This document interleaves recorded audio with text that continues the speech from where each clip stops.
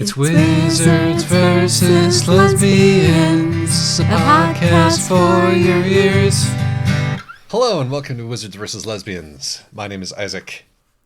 I'm Alexis. And we have made it to 50 entire episodes. Somehow. Yes, in fact, we've made it beyond 50 episodes because we're recording these out of order. But as promised... Yes, because I put off watching the movie. Indeed. It's extra difficult for Alexis to ingest non-book media for a variety of reasons, only some of which are related to Judaism. But as promised in episode 25, we said if we made it this far, we would do the Utena movie. And we're going to do the Utena movie, which is variously called Adolescence of Utena and Adolescence Apocalypse. And also just the Utena movie. Yes. Or Utena, the movie, is what I believe my library calls it. Yeah, it is, the Japanese title is Adolescence Mokushiroku, which is Adolescence Apocalypse, and so I'm going to go with that. Which is a great title. It's a fantastic title, and fits the movie very well. Excuse me. Yes. So, do you want to do the plot?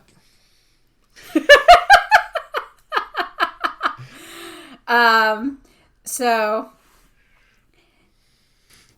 gender non-conforming, definitely queer, pink-haired girl Utena arrives at her very first day at a magical academy where everything moves, and almost immediately sees her lost childhood crush and a mysterious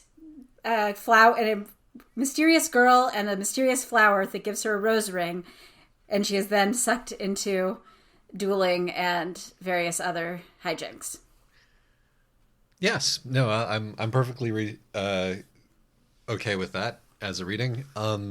It is helpful, but not, I would say, completely essential to have watched the Utena TV show. I might disagree with you. I think it might be essential. As spectacle, it works. That's true. But, well, we can get into this in a little while, but... Yes, but first, lesbians? Oh, yeah. Or at the very least... It is actually much more... It is much more... overtly obviously gay. Overtly lesbian, yes, than the TV series. Wizards? Ish? Yeah, our main wizard from the TV show has a bit of a different spin on him this time around. And it's just less... There's less of one singular powerful wizard.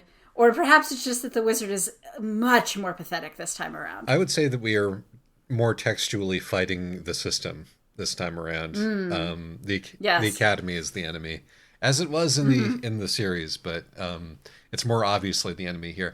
That's a theme that we're going to be going back to. The themes of the TV show have been recapitulated and made louder.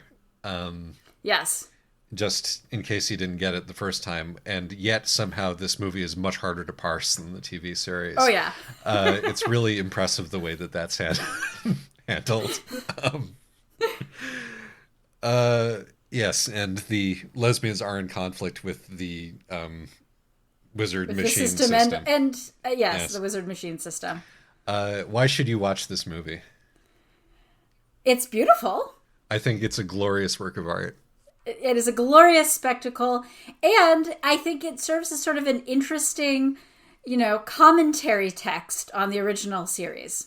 Yes, and I have come up with a number of ridiculous readings for this movie. Well, we'll get into that. You can have a lot of fun trying to figure out what the director was thinking.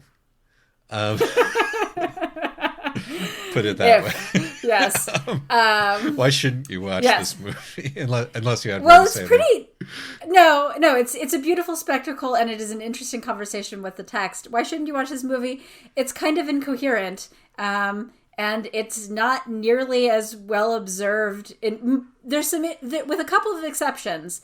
I think it lacks many of the character moments that are, to my mind, are what make the original series so powerful. Yes, character has been pretty much entirely jettisoned in favor of more metaphors. And so Yeah, you kind of have to view it as, okay, don't watch this movie if you're emotionally invested in the characters from Utena, the TV show, and you don't want to see them played with by a maniac. But if you didn't want to see them played with by a maniac, why are you watching Utena in the first place? Just think of it as another iteration of that process, and try not to be too upset when the thing happens. I have a variety of different Yeah, there's a bunch of interesting readings one can do with Utena, but yeah, it's just, if you liked the TV series and you want to see somebody sort of tweaking the themes and playing around, and well, does it still work if I do this? Then and you like some really pretty animation and some just gorgeous set design. Then watch this, and there's really no other reason to watch it. When I say the Utena movie is a glorious work of art, it's because some great artists worked on it. For example, Shichiro Kobayashi, who died this year. He drew all the backgrounds so beautiful and strange. And then there's J.A. Caesar, that's Julius Arnest Caesar, born Takaki Terahara, who wrote The Dueling Chorales. He's a man who spent most of his career working in experimental theater. Not to mention Shikichi Mitsumune wrote the score. Chiho Saito created all these characters and wrote and drew the manga that this whole shebang was based upon.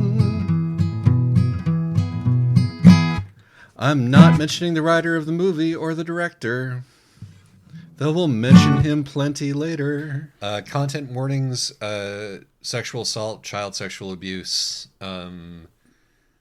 violence, drugging. I think that covers it. There's some body stuff horror? that is Question sexual, mark? Question mark? There's some weird body horror, car crashes. Yep.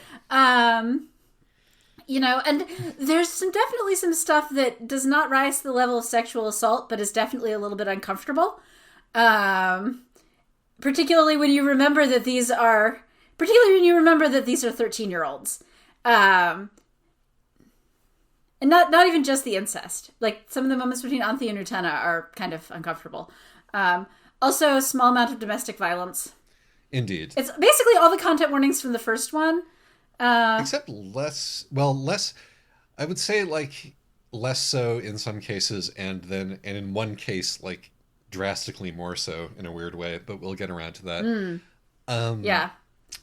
All right. But, like, I feel like you know what you're getting. If you've watched the TV series, and again, if you haven't, why are you watching the movie? But if you've watched the TV series, I feel like you know what you're getting into. I've shown this movie to somebody who I wanted to watch Utena, but who wasn't willing to, go through all 39 plus episodes of the TV show, and the reaction was not positive.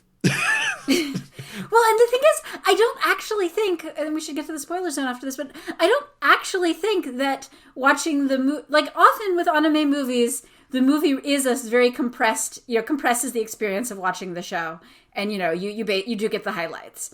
But I just don't think that Adolescence Mokushiroku is doing that. You have to know about the characters and care about them first, or else it's. And honestly, you have to be really engaged with the themes. Yeah, no, this movie, like, if you're engaged with the themes, this movie just hammers them really, really hard. But if you don't know what to look for, then it's just a mess. And yeah, without further ado, let's just get into talking about it. Spoiler zone begins now. Oh, watashi no subete spoiler zone ni shite. I already have a interpretive framework that I used in my live blog when I discussed the Utena movie, which is that this is the events of the Utena TV show retold from Anthy's perspective. And there's a lot to be gleaned from that, I think. I think that still holds up pretty well. But I came up with a whole new one. Cool. I have two of my own, so let's hear yours first. Awesome. Well, so the other one is that this is a movie about Italian futurism. Versus the other movie, which was about German movies. Yeah, German. Exactly. I mean, it's all about proto-fascist movements. Yeah. No, that's a very compelling reading. Yeah. No. Because I have evidence. It's really got that aesthetic. Definitely. And it really, and it also is sort of pointing out this sort of design over morals. Hell yeah. And over, like the sort of the beauty of design over humanity. It's not entirely a futurist design. It's much more innate. But look, the very first thing that we see in the Utena movie, after the initial, the very first thing that we see is that somebody has cut the cock tower off and nailed it to a wall, which is hilarious. Yes. But yes. In the opening credits of the movie, we see these paintings and they burn, they explode afterward. Yeah. And if I may quote from the Futurist Manifesto by F.T. Marinetti, which I found on genius.com with annotations. Okay. Formerly known as rapgenius.com, in case you... Sure. So I'm sure, yes, sure. Let's treat this like lyrics. To quote from rapgenius.com's F.T. Martinetti's The Futurist Manifesto, annotated, what can you find in an old picture except the painful contortions of the artist trying to break uncrossable barriers which obstruct the full expression of his dream? To admire an old picture is to pour our sensibility into a funeral urn instead of casting it forward with violent spurs of creation and action, he says. And then he advocates the burning of museums and libraries. But, I mean, this is the only thing that I've come up with that explains the cars. Because if there's one thing that the futurists liked more than fascism, it was cars. And and it does have the cars look like that sort of that era. They do. And the architecture of the Academy looks like art from that era. And the cars particularly look like Italian, monster futurist cars. Both the enemy cars and Utena's car. The big struggle here for me is that the movie is trying to struggle with a kind of revolution that isn't fascist, but it's being fascist, and all of its language is fascist. And in particular, the contempt it has for old Accio, the aristocrat who can't find the key to the car anymore.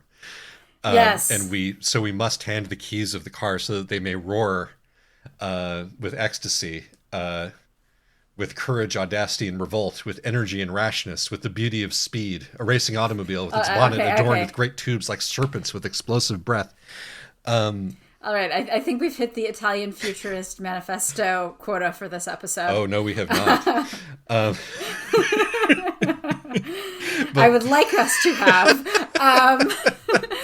That sounds like morality, feminism, and opportunism and utilitarian cowardice to me. Maybe it's just that, I have an interesting relationship with fascism. I also have an interesting relationship with fascism. Thank you very much.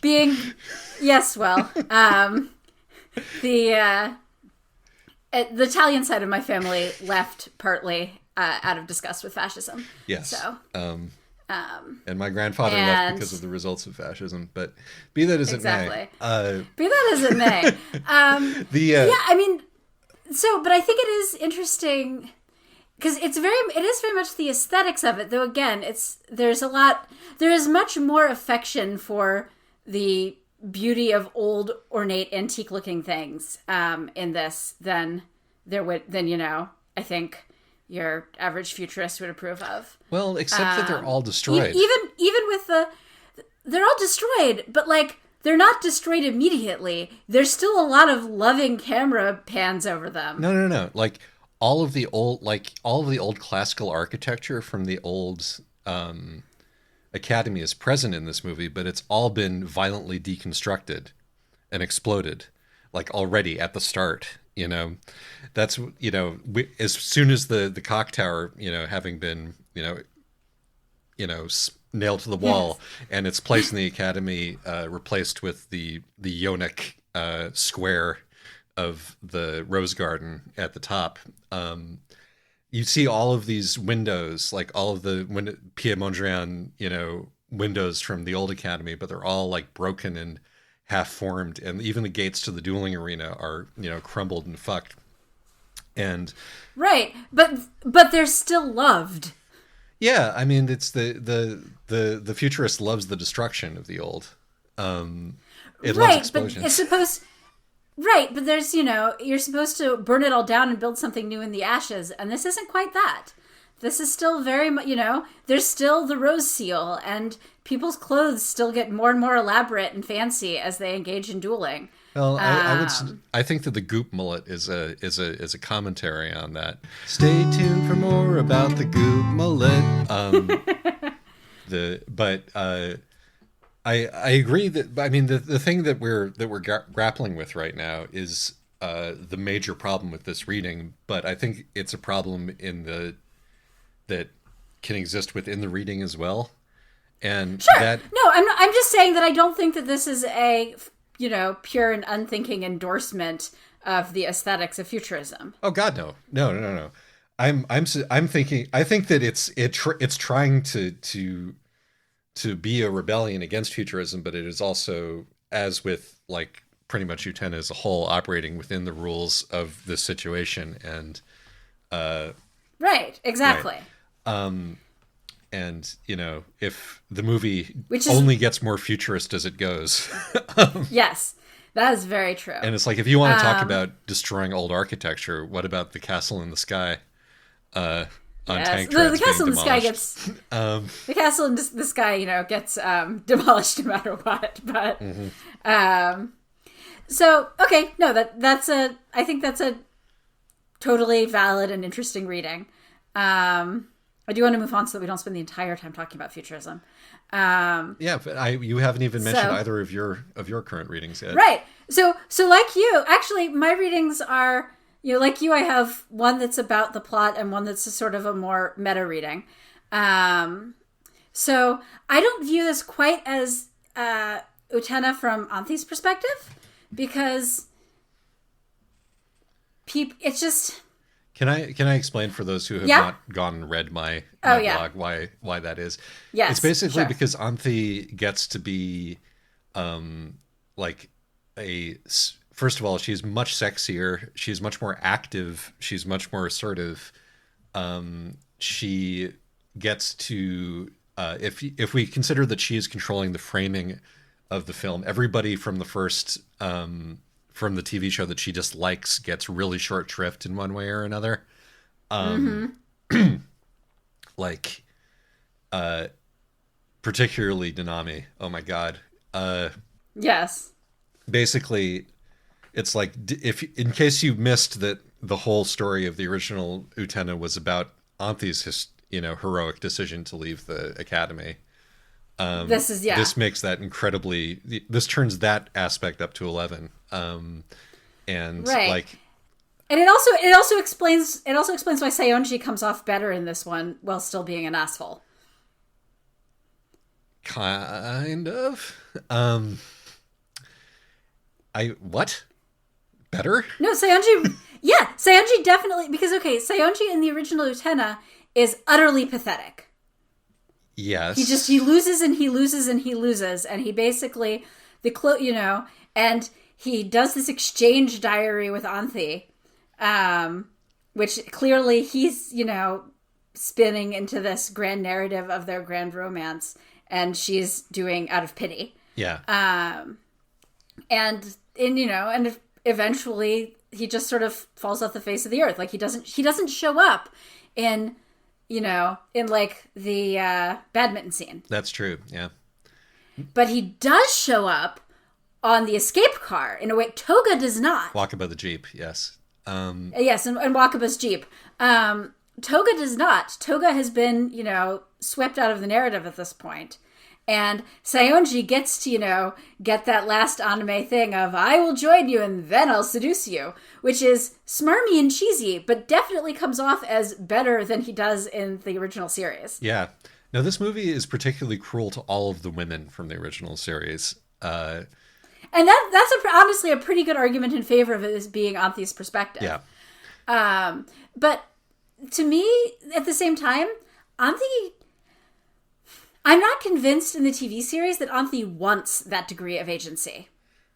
So this could be the story that Anthe tells after she gets out. This is Anthe's first crack at recontextualizing this story, Right, and I think that is a pretty convincing reading. Also, though, I actually read this as, this is Utena retelling the story the way that she wants to have viewed it. Because, she gets to be more confident and flirtatious. But also, it is clear from the beginning that Anthe is into her. Yes. And she has this like weird childhood romance thing with Toga, which is the sort of thing that I just can't see Anthe caring about, but like very much does fit in with the role that he plays for Utena in the original series. Yeah. Of, somebody who she thinks he is her prince, but he's not. But he still wants to be deep down. And so just, and it's also, and also when she says, it's because when Utena says, let's go to the outside world, Anthe doesn't backstab her. And also, Anthe's relationship with Akio is a much bigger deal than I think Utena ever realizes in the series. And so the way that it's just sort of swept under the rug as, wow, this guy's really pathetic. But, this guy's really pathetic, but he didn't mean to be. That's true. But he thought she was asleep. It's like the particular contempt with which the movie treats most of the side characters, though. Like, Utena has no reason to be kind to Saionji, as you say. She never liked him. That's true. Yeah. She, and it's like, Utena liked Juri way more than the character that Juri becomes in this movie. But I agree that there is the fact that in this movie everybody is kind and loving to Utena. And I think that everybody, there's no like, of the slapping Utena around or making her look weak that you get in the original series. Right. Which is true for Utena and for Anthe. Anthe still gets it a little bit. In fact, like, Utena kind of pushes Anthe around. In a sexy way. But she does. Incidentally, there's no good place to drop this in, so I'm going to do it now. Shout out to Houston/Malo from Tumblr for noticing this, my buddy. My friend Malo is a great cartoonist. Please follow his work at Malo. That's 5msalo.tumblr.com. It's not all about Homestuck. The frame of the picture that Anthe sees in Utena's bedroom of young Utena and young Toga has a prince and princess motif on the frame. That this is where Ruby and Sapphire's character designs came from Steven Universe. Oh. It's very, very clear. Having not seen a lot of Steven Universe, that would never have occurred to me. Yes, this is just an aside. But I think that... But, like, the thing is, in some ways, this feels like the story Utena wants Anthe to see it as. That is interesting. I think that one thing that sort of, where these ratings dovetail, is, like, where the significant disruptions in the movie's narrative come. It's like, if you view the movie as either Utena or Anthe, or possibly both of them in collaboration, trying to reframe and retell the narrative from their perspective, and therefore to gain control of the camera, as it were, there are like two bits where you can say that the movie like falls apart. One of which is when the videotape is introduced of the sequence with Anthe and Akio. which, as you point out, is played for laughs, even though it involves rape and murder. I'm not sure that scene is entirely played for laughs, but it's definitely... It's slapstick. It is. I mean, and I am, of course, slapstick tragedy is like my favorite kind of story. Didn't you have a band named after that? I did, yes. Okay. Although named after the Tennessee Williams play, but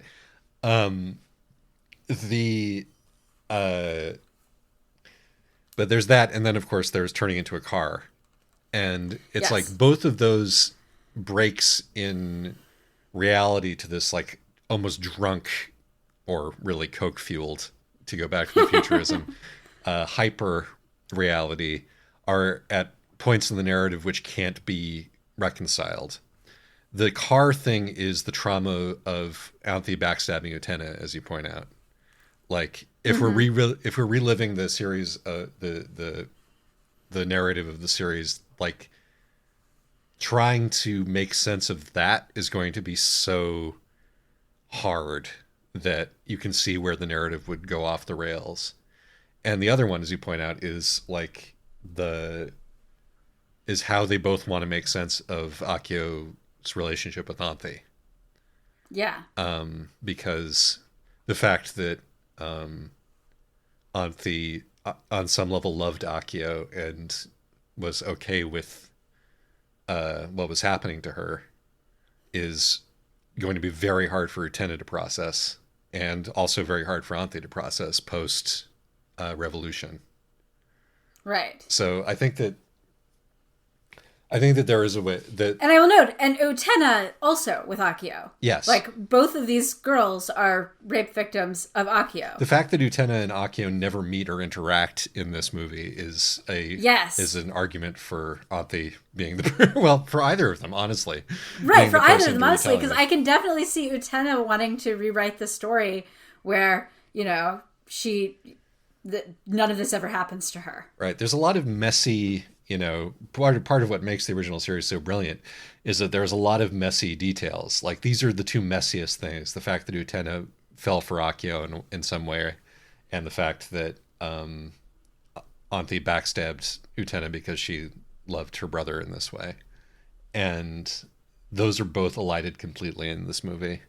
Although, well, Anthe's love for Akio is not completely elided, but it's treated like a farce. Yeah. And I wouldn't say it's just because... I don't think that she did it just because she loved her brother. I think that it's also... She does not trust that Utena can get her out of the situation. And she does not necessarily trust Utena. And so, you know... Yeah. Why do the risky thing of disrupting the status quo when you don't actually trust the person to make it better? And so she's, you know, sabotages. Yeah, sorry. So I was simplifying that very complicated and nuanced event, because this is not a complicated and nuanced movie. Narrative in this movie. So I have another reading, which is much more meta. Okay, go for it. And a little bit silly. But this movie, to some degree, reads like a point, like somebody, you know, paid attention to fandom for a while and then did a point-by-point rebuttal. Oh, that's very yeah. So no, I've like, also had this thought. This is my best explanation for the latter, or this was before my futurism kick. My best explanation for the last act of the movie. Yeah, but it's not even just the last act of the movie, right? It's, you know, you wanted to make, you know, you wanted something about like Akio and Anthe's relationship to be like on some level sexy and cool. Well, let's make it as unsexy, uncool as possible. Yeah, 100%. The fact that they took away his sexy, deep, you know, voice actor and gave him this nerdy voice instead, where everybody else gets to keep their own voices, is like, you know, very much in that. The guy who they got to be Akio's new voice is Mitsuhiro Oikawa, a pop star who declared himself the prince and who sounds like the biggest nerd in the world.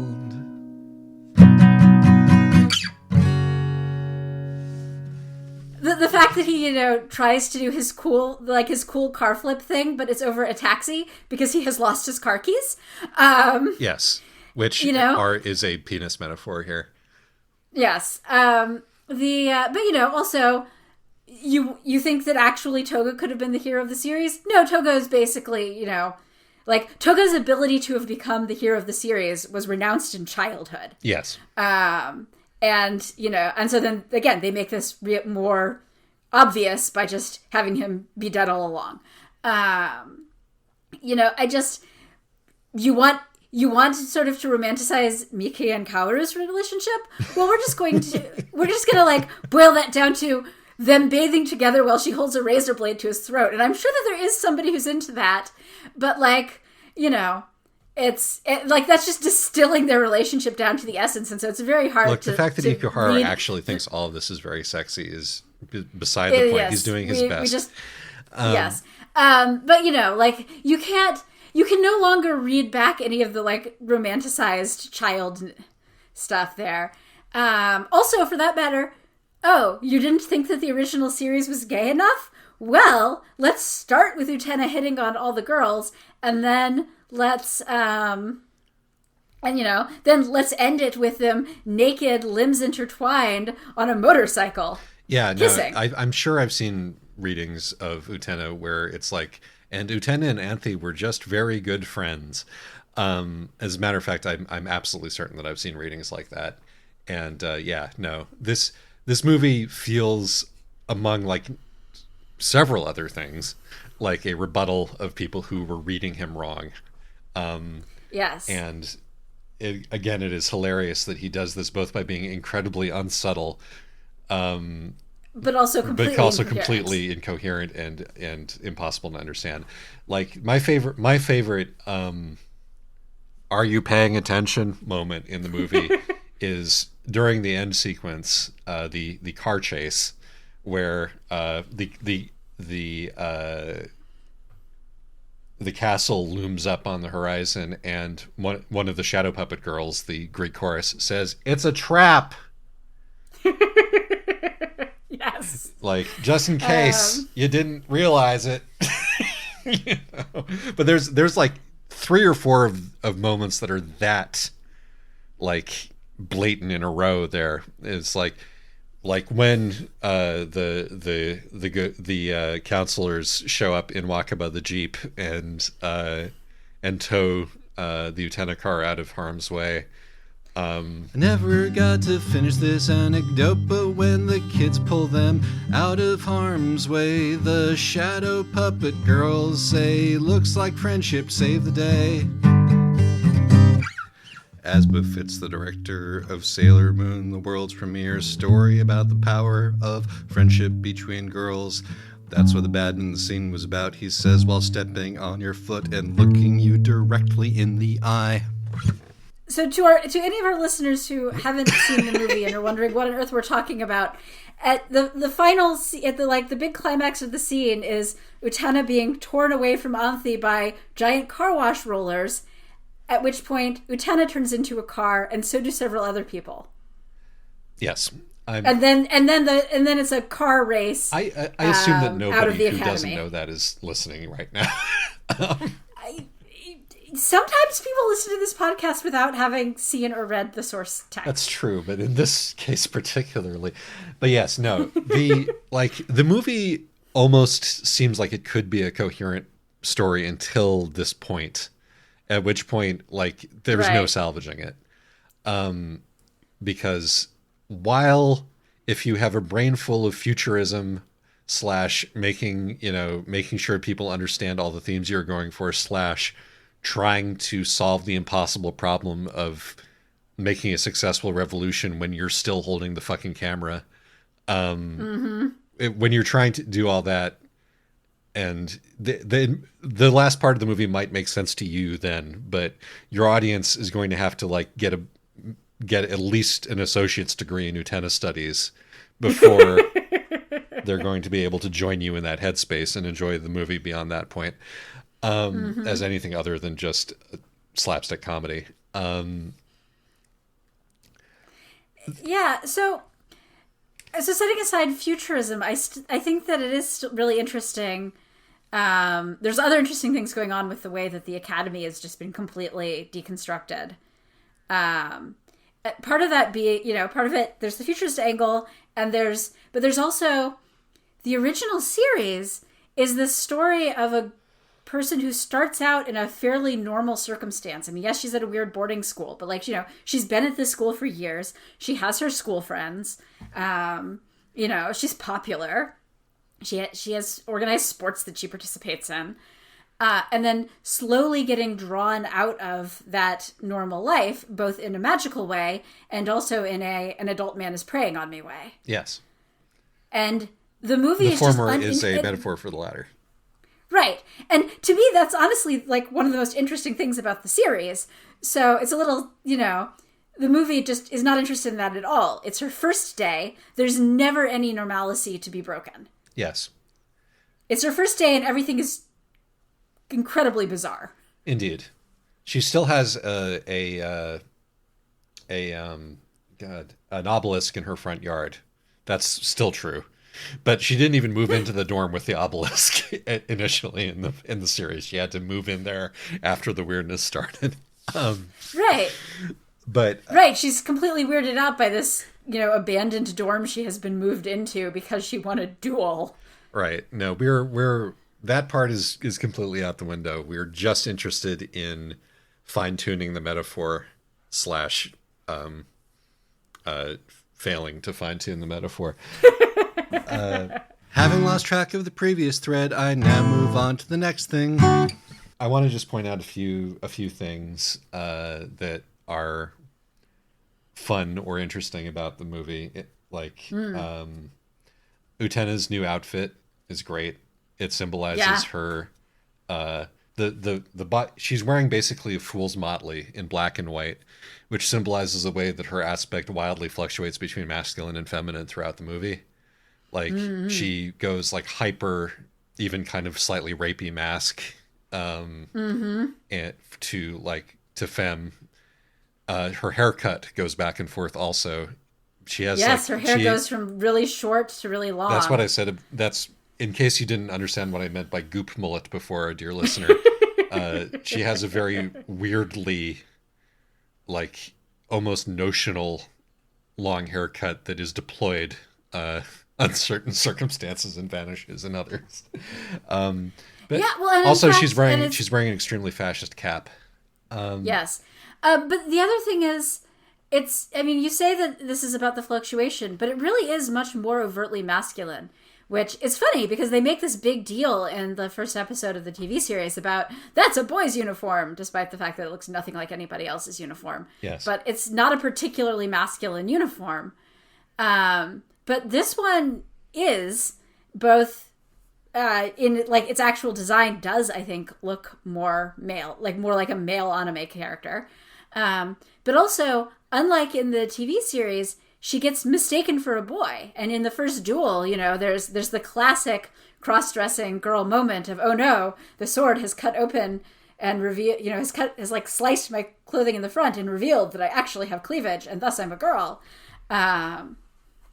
Whereas nobody ever mistook her for a boy in the TV series. And she was sensitive about it, which she doesn't care here.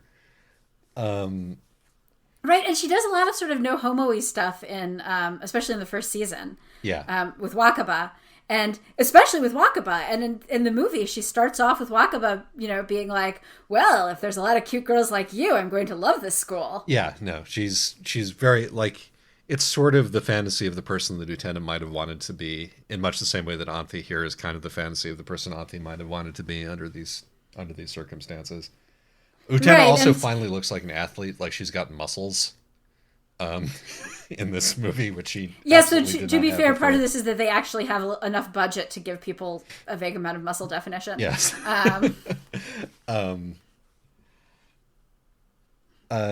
I wanted to point out that in the retelling of the fairy tale, while Anthe and Akio are still like medieval prince and princess, the crowd that storms the castle trying to get him out are all 80s business people.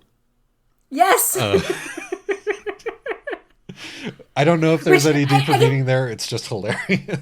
Well, no, I think that to some degree this also works as, oh, you thought this whole like medieval witch thing was real? No. Exactly. Well, no, there's even in the original series, she was getting like faxes and phone calls in the castle, you know? Right.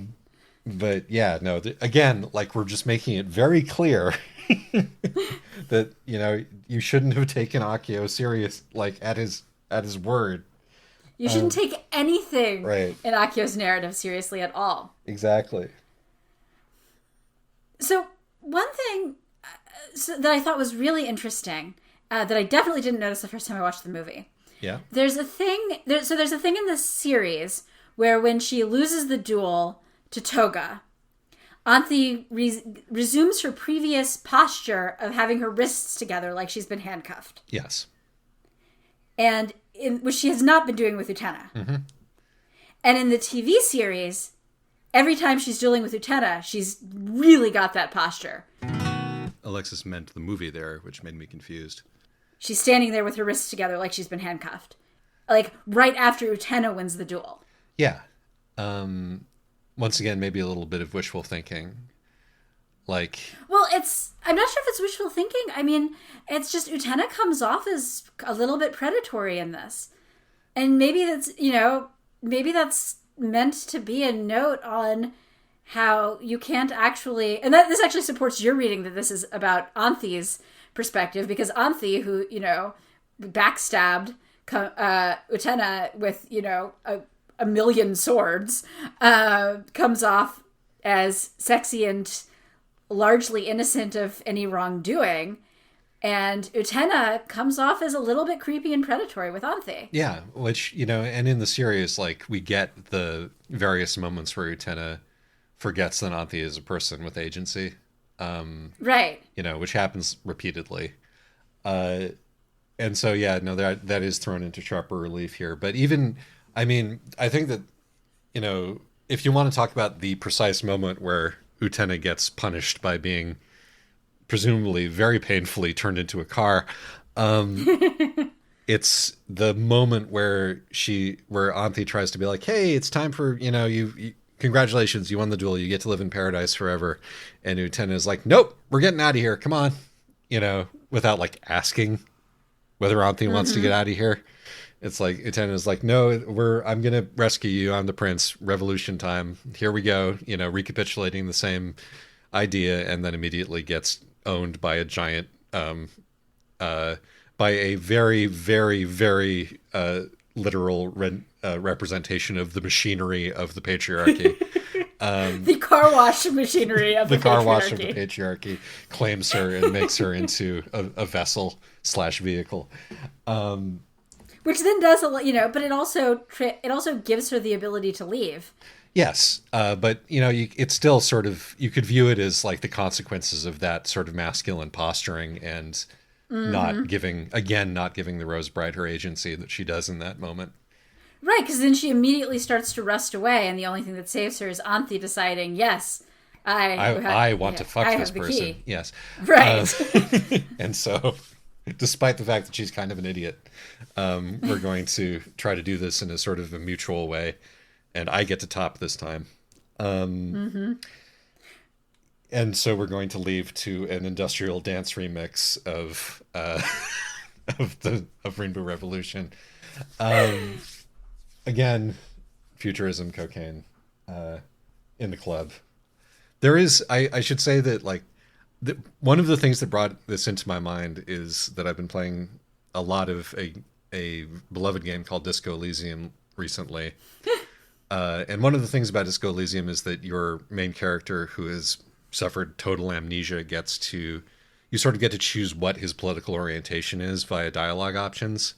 And you get like invisible fascist or communist or liberal or moralist centrist points, depending on what you do or what you say. And he sees a magazine cover with like two women kissing on it. And he says... And you're given the option to say, I like it, very modern. And that counts toward your fascist points. And, like, I think there is a certain, you know, I think that there is when you have like male gaze to lesbianism, there is a kind of like, yes, this is iconoclastic, powerful, revolutionary imagery, where we're still, treating women as subjects completely, but like, I meant objects. I hate the English language so much. Why are subject and object opposite and also the same thing? Which is something that you can accuse Utena as a whole of being guilty of, and is one of the things that Utena as a whole is trying to critique or reckon with, and Ikuhara in his work in general is trying to critique and reckon with. I brought that around. I can't believe I managed to bring that around, but I brought it around. That was relevant. Yeah. Well, and I think, this is some of this is just reckoning with the problems of anime. I mean, anime has a real problem with glorifying fascism. Yes. Sometimes the aesthetics and sometimes straight up fascism. Well, I mean, it's like what if you strip like the, the sports anime / shonen anime, like, I can do it just through the power of will. If you strip away the heroic boy context of that, what do you get? That I think that's, yeah, but I think that like anime as an art form, because which also did to some degree grow out of the colonization of China and Manchukuo. Yes, yes it did. And yeah, it has its roots in the fascist project and the imperialist project, and you've got a lot of. It's not surprising that abnormality that Hayao Miyazaki made his fascism movie. Yes. Anime was a mistake, but yes, but he's right. Part of it. Anime was a mistake, and he's really part of it. And I am never going to watch Kazetachi no. He didn't actually say that, just in case anybody gets mad. Anyway, yes, but we did. Yes, we did. So, but it's, and you get anime that's really trying to reckon with fascism, and sometimes it's more successful than others, and part of why it's more successful than others sometimes is that the aesthetics of anime are so steeped in fascism and imperialism, like glorious war machines, and that it is really hard to critique it without glorifying it.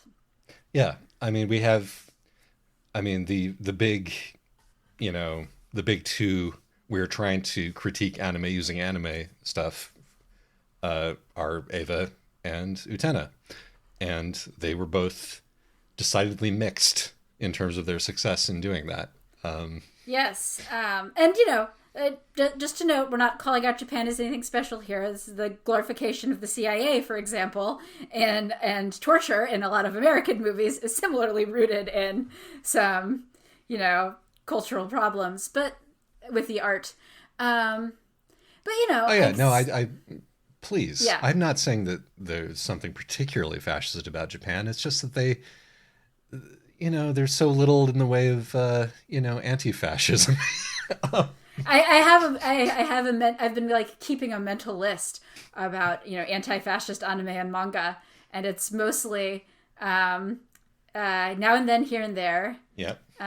What's it called? A forgotten classic, essentially. Imasoku ni Iruboku, also known as Now and Then Here and There, is an anime nobody remembers.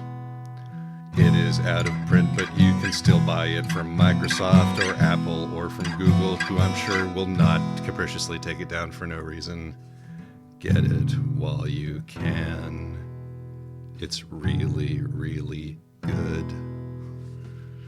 It is. I honestly think it's the most, in some ways, most successful at making fascism look awful, and not in a glorious way. Right.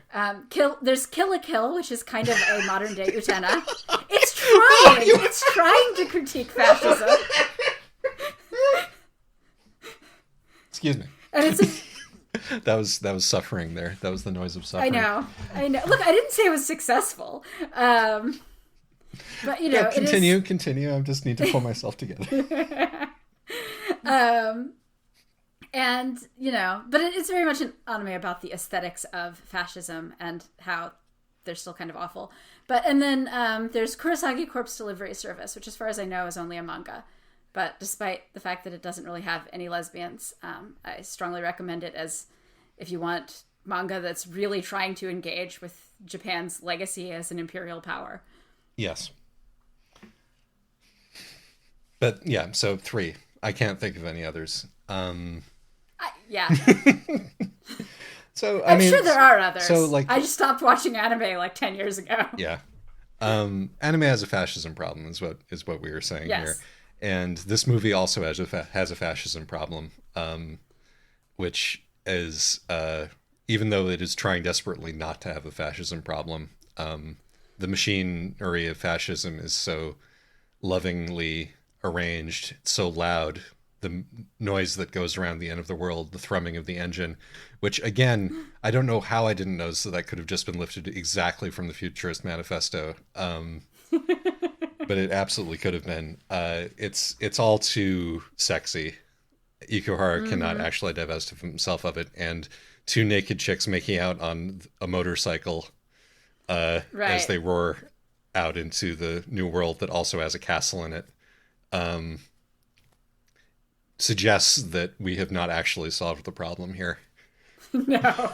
If anything, we've made it worse. Yes. Because, despite the fact that Akio definitely is a lot more pathetic in this one, and it is, I guess, much harder to make him into any sort of romantic antihero in this. This movie has nothing like that one episode in Utena in the 3rd season, in the motel room. Yes, I agree. And that's the point. The reason that is the best episode of Utena, and the reason that it is the best episode of Utena is because it drops all of the heightened shit and thereby demonstrates that all the heightened shit belongs to Akio. Everything pretty. Yeah. Yes, and it strips away everything that is pretty about the anime. Mm-hmm. And there is no point where the movie is willing to have a moment where it's not beautiful. Yeah, at any point where you could potentially have that moment, things suddenly accelerate, like the moment... Car pun intended. I mean, yes, like the moment where, it's like there is the closest thing that this movie has, and the part actually where I think it really sort of shows that it's not going to go to try to do this, and it's going to surrender to the bright lights, is when Anthe takes Utena up to where she and her brother used to go, up to the top of the former cock tower, and via the Guggenheim, by the way, which is one of my favorite little things in the movie. She and they are painting each other in the nude, sexy, shiny, and blushing. Yeah, and Anthe reveals the source of revolution. It's the hole in her heart, It's her orifice, in the middle of her extra hole. If you don't want to hear a spoiler for Nona the Ninth, skip forward 5 seconds. And just like Gideon has in Nona. Yeah, interestingly enough. Which I do wonder sometimes if that's a reference, but I actually have no idea if Taz has ever watched an episode of anime in her life. I would bet you, literally my left arm. But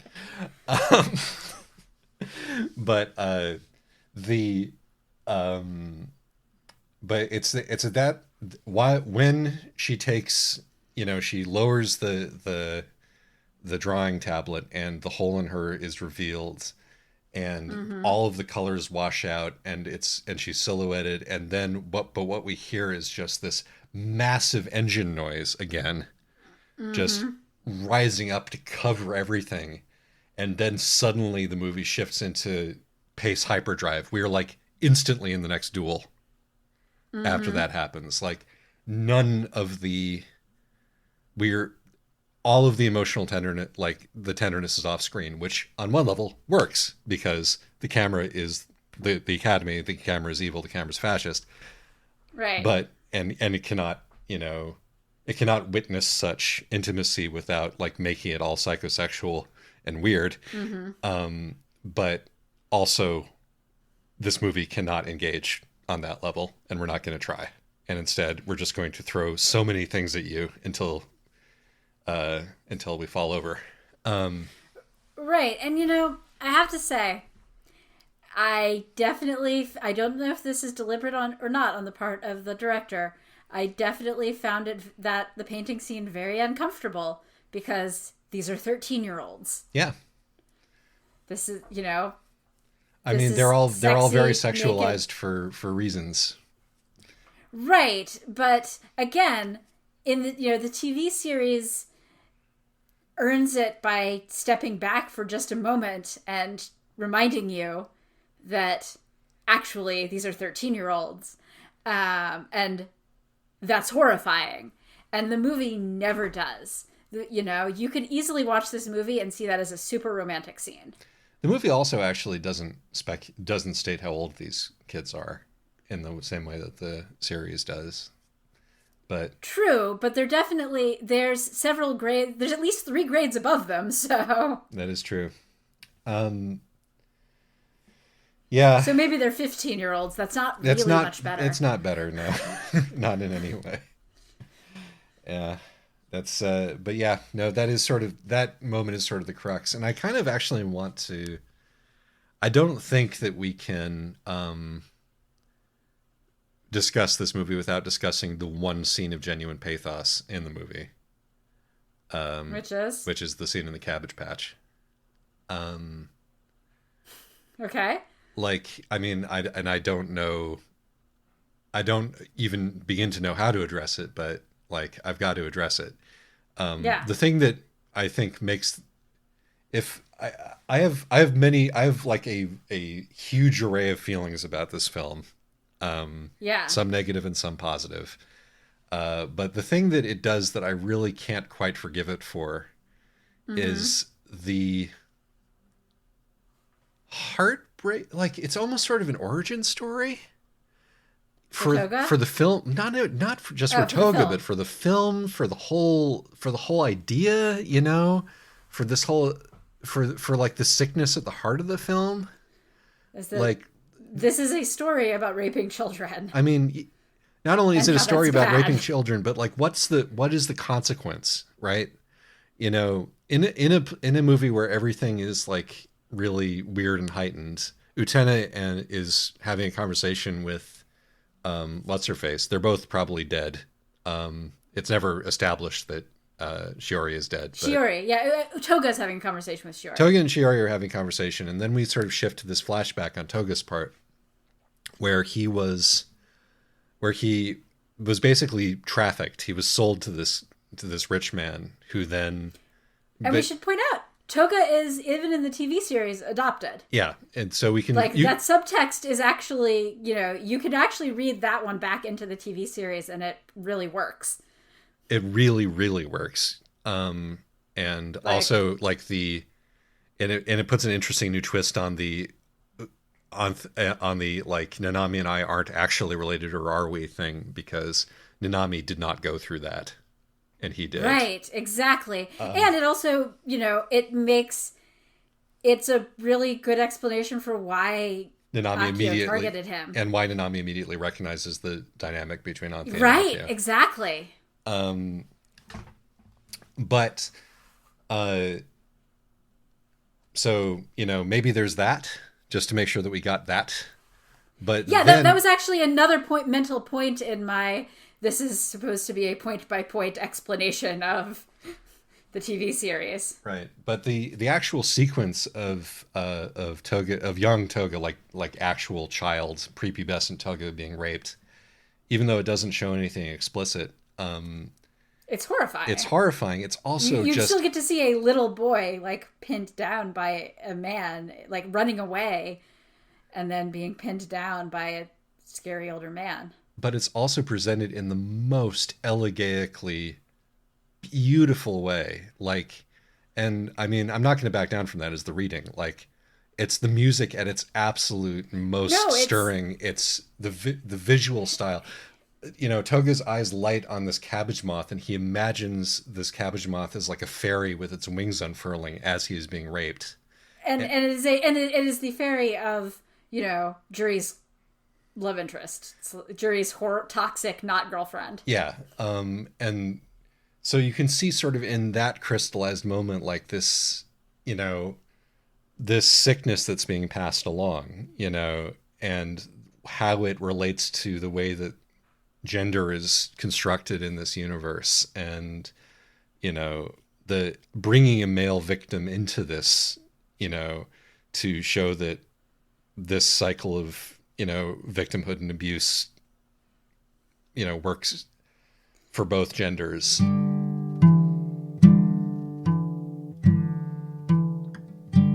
Isaac's sure saying you know a lot. Maybe it's a hard thing for him to talk about.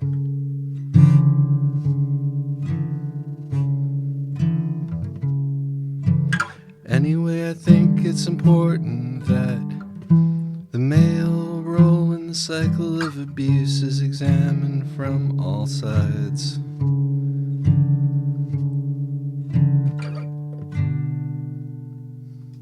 Right, though again, I mean, even if you don't read the backstory back into the series, Toga is obviously a male victim of abuse. Yes.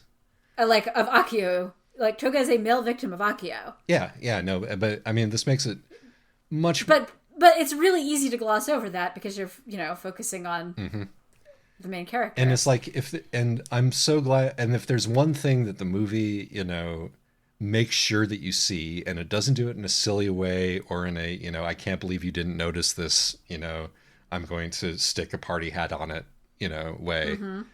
It does it in a, like, pay attention, this is real way. And then it immediately goes into the garage. And yes. like, and so it's both the thing that means that I cannot hate this movie and also the thing that makes it so that I cannot forgive this movie. It's the way that we go from that scene to Utena turning into a car in about 20 minutes. Mm-hmm. Yeah, because that's foreshadowed when you pass the car that has the Kozue license plate. Exactly, right. No, it's like, all right, we're done with that. Now we're getting silly with it, and that's the rest of the movie. Shiori turning into a cabbage moth fairy, it did not. I'm willing to agree. I'm willing to believe you that this is supposed to be something that is like beautiful and elegiac. To me, it came off as kind of silly. I mean, fair enough, but it's not presented as as something that is supposed to be silly, and like we're not expected to take Utena turning into a car seriously. That's true. So even if you didn't think that it was, even if you thought that touch was silly, and I think that it's like she doesn't even really have to be Shiori there. But it is Shiori, and that's part of what makes it not work for me.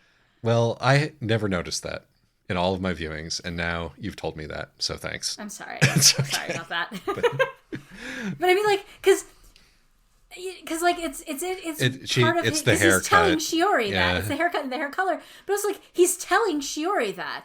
So it's bringing this is like bringing Shiori into the scene, but yeah, it's like, I mean, this is Ikuhara's art writ. This is the whole story of Ikuhara's body of work, is that it always contains the seed of its own destruction because he can never stop himself from taking one step too far. Exactly.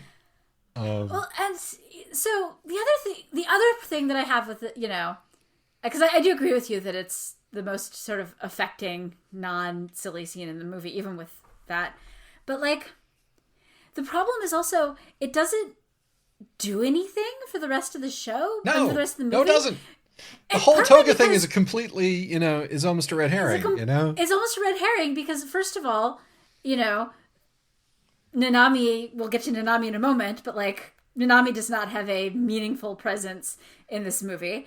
But also because Toga doesn't, in the show, Toga is alive. Toga is powerful. Toga is, is acting out the ways in which he has been victimized by doing the same thing to the younger members of the student council. And in this, you get this backstory for Toga, and it is never returned to. And it's not even the thing is, Toga is a ghost in this, and it's not even clear whether or not Toga is a ghost or just Utena's hallucinations. It's established that Miki, for example, never actually doesn't even know who Toga is. Yeah, no. Miki's job in the whole series is pointing out the things that didn't actually happen. Right, and in this case, Miki goes, Toga, who's that? And so, is all of this Utena reading something back into Toga? Or is this, is this supposed to be a thing about Toga, and maybe this is part of why he has unfinished business and his ghost is haunting the academy? Utena and Shiori can both see Toga's ghost, 'cause they were both in love with him. For whatever value of love they could experience as 10-year-olds. And they're both using his memory to push themselves forward, to overcome their destiny. But Shiori doesn't have a driver, so she crashes into a wall. No, and it's meant to set up who Toga is. Because, partially this movie is kind of trying to rehabilitate Toga in a weird way by making him a completely different character. And the other sort of the end point of Toga's whole arc is the therapy elevator. Where Utena realizes that she's been creating this guy, which means that presumably she must have also been creating that part of his backstory, but that feels like wildly out of character. Right, but also is also part of Shiori's backstory. Yeah, the whole is Shiori alive? Does Shiori have a lack of Shiori because Shiori is actually dead? But also Shiori in the movie, Shiori hates Utena because Utena is responsible for Toga's death as a child. Right. Shiori had this thing for Utena for Toga as a child. Yeah. Maybe this is just conservation of characters because Juri and Shiori and some guy are supposed to be this sort of weird unresolved love triangle, but Toga and Juri don't have any connection in the movie, so it doesn't really work. Right. It's it felt like, there's this boy died trying to save a drowning girl story. In the original series, it shows up at the very end when the student council is having barbecue while they're having shashlik while the final duel is going on, and Juri tells the story of the boy who drowned, and in the context of the show, it's Utena is the boy who drowned trying to save the girl, and this is trying to completely reframe that idea in a way that lets Utena not be that. It lets Utena survive in a way where Utena arguably did not actually survive the TV series. So we're unburying the gaze via this weird, sort of this thing that doesn't actually work. Right, it doesn't work because part of what makes the show work is that Utena doesn't actually necessarily make it out. Yeah. And also it doesn't even work within the confines of the narrative of the movie, because the idea is that Utena she has this transformative moment in the therapy elevator where she's able to let go of Toga's ghost and thereby, integrate her princeliness. Because it was inside her the whole time, blah blah blah. But then she immediately fucks up and gets caught in the car wash. So that does nothing. It's it's so extraneous and so strange, and like it is. And like, if you want to say that this movie is all about being like, hey, did you notice this theme from the show? That one seems to be like Right. trying to retcon a thing from the show and fucking up. Or adding in a thing from the manga. Really fucking up. Yeah. And especially because, another thing that that makes the show complicated and interesting and feel true is that it's sort of a story about how you can't actually rescue somebody from abuse with the power of queer desire. No. Like, maybe that can help, but really you can't actually liberate somebody else. Whereas this movie would like to, and if you try, you may well find that you've pulled yourself down and not done anything to help them, and now they hate you. Right. And this movie is like, but what if it could work? Right, with the power not just of queer desire, but of cocaine and futurism. Maybe it can work. Like, what if it just got a lot prettier and more stylish and louder then? and accelerated? Right. Yeah, no, Enough of this toxic nostalgia from the series where all the duelists are bound up in their own, sordid pasts. We're going to go toward the future, which looks an awful lot like the past, it turns out. Yeah, and also it's worth, as you mentioned Nanami previously, Nanami's sole appearance in this movie is as the cow, who gets to have a little vignette with Choo Choo and with a new cute comedy mascot character that was created for this movie. And Ikuhara might think that Nanami was just a silly comedy side character from the show, but she absolutely fucking wasn't. She was the heart she was like the heart of the show in a way. She's the heart of the show, and like, despite the fact that she's a terrible human being, she's kind of the moral voice of the show as well. Yeah, and failing to notice that seems like a warning sign for many of the other problems that the movie has. Right. I mean, without Nanami to point out how awful things are, like, the movie loses a lot of things. Yeah. And replaces it with this just complete ridiculous waste of time. Agreed. So yeah, no, in the end, it's a failure, I would say. But it is like it's fascinating also. It's definitely an interesting failure. And I mean, the other thing that it definitely exists to do is, and this is again why I really think that it is written purely for people who have seen the series and have an emotional connection to it, and with absolutely no interest whatsoever in people who haven't seen the series, is because it very much feels like, and here's the moment you've been waiting for, the dueling corral. And here's the moment that you've been waiting for, Zettai Unmei Moku Shinoku. Yeah. Hey look, now that we're finally to the big climactic scene, we've been teasing you with other songs, now you get Rainbow Revolution.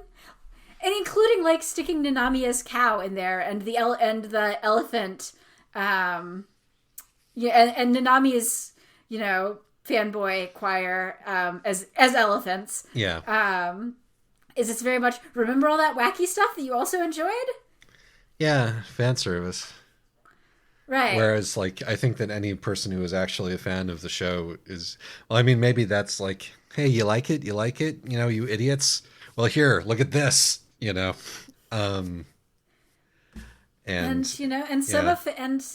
like a lot of fan service, it ends up being, and all of the complexity there, let's replace it with happy lesbians. Right. Once again, either a critique of fandom or just, by dint of compression or, whatever, doing the same thing. Exactly. Well, do you think that we've successfully dispatched the Utena movie at this point? I don't know if in my heart I will ever successfully dispatch the Utena movie, but we've done our best. Yes, I would say that we have done our best, and we've made it to 50 episodes. Actually, we've made it to 52 episodes, and we're going to make it to 53 episodes because I'm going to finish this stupid book. And this has been a highlight of the last few years of my life. Thank you, Alexis, for being my co-host. And thank you, Isaac, for doing all the work. Well, I do some work. I'm the one who reads all the really boring books that don't make the cut for the podcast. Yeah, and believe me, you're braver than 1,000 U.S. Marines for given the stuff that does make it through, for subjecting yourself to right? that. So, yeah, but yeah, and thank you guys for listening to this weird thing that we have so much fun doing. Indeed. And next episode, speaking of Tamsin Muir, is Nona the Ninth. So. Oh shoot! I'm sorry. I didn't mean to stick a Nona the Ninth spoiler in the episode that we're recording before Nona the Ninth. You'll either have to edit that out or stick a little like warning in the spoiler zone that this also contains a spoiler for Nona the Ninth. I'm sorry, guys. Oh yeah, you do. Yeah. No, I just yeah. Good job. All right. Sorry, I forgot that we recorded these in a different order. Oh well. All right. Sorry. Anyway, bye guys. Thanks. Bye.